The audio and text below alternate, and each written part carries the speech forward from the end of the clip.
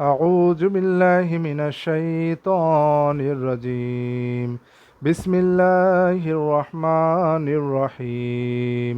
সম্মানিত সুধী, আমরা যে বিষয়টি নিয়ে আলোচনা করব সেটি হচ্ছে পবিত্র কোরআনের সাথে আমাদের যে একটা সম্পর্ক, সেই সম্পর্কটা অনেক গভীর হওয়ার পিছনে একটা বড় একটা কারণ হচ্ছে যে আমরা মনে করি যে কোরআন তেলাওয়াতের সময় অবশ্যই আমাদেরকে ওযু করতে হবে। যেমন সালাতের আগে ওযু করতে হয়, যেটা আল্লাহ পবিত্র কোরআনে ফরজ করেছেন। তো কোরআন তেলাওয়াতের আগে কি ওযু করতে হয়? চলুন আমরা পবিত্র কোরআন থেকে জেনে নেই আল্লাহ তাআলা কোরআন তেলাওয়াতের আগে আমাদের জন্য কি দুইটি জিনিস ফরজ করেছেন। দুইটি জিনিস অবশ্যই আমাদের কোরআন তেলাওয়াতের সময় করতে হবে, সেটার মধ্যে অজু নেই। চলুন আমরা চলে যাব সূরা নাহল 16 নম্বর সূরা 98 নম্বর আয়াতে। সেখানে আল্লাহ তাআলা বলতেছেন, ফাইযা ক্বরাতাল কুরআনা ফাস্তাইজ বিল্লাহি মিনাশ শাইতানির রাজিম।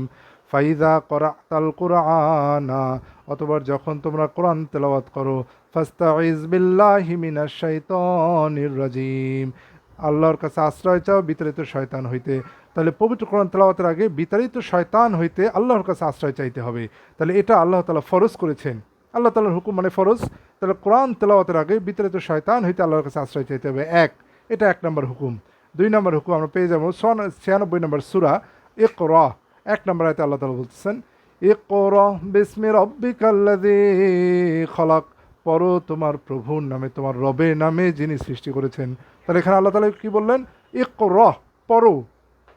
ইকরা তেলাওয়াত করো বা পড়ো, বিসমি রব্বিকাল্লাযী খলাক, নামে তোমার রবের যিনি সৃষ্টি করেছেন।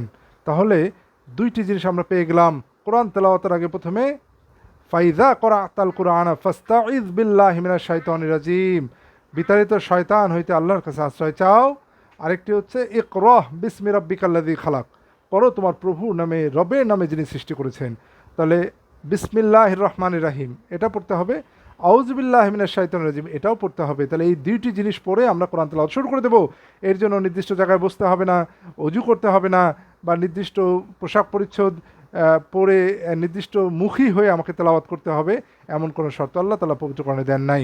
সুতরাং কোরআন তেলাওয়াতের পূর্বে আমরা আউযু বিল্লাহি মিনাশ শাইতানির রাজিম পড়ব এবং বিসমিল্লাহির রহমানির রহিম পড়ব, এরপর কোরআন তেলাওয়াত শুরু করব। এটাই আল্লাহ তাআলার হুকুম। আর এই হুকুম আমাদেরকে অত্যন্ত সহজ করে দিয়েছে আল্লাহ তাআলা। যখন ইচ্ছা তখন আমরা কোরআন তেলাওয়াত করতে পারবো আউযু বিল্লাহি মিনাশ শাইতানির রাজিম এবং বিসমিল্লাহির রহমানির রহিম বলে। আশা করি আপনারা বুঝতে পেরেছেন।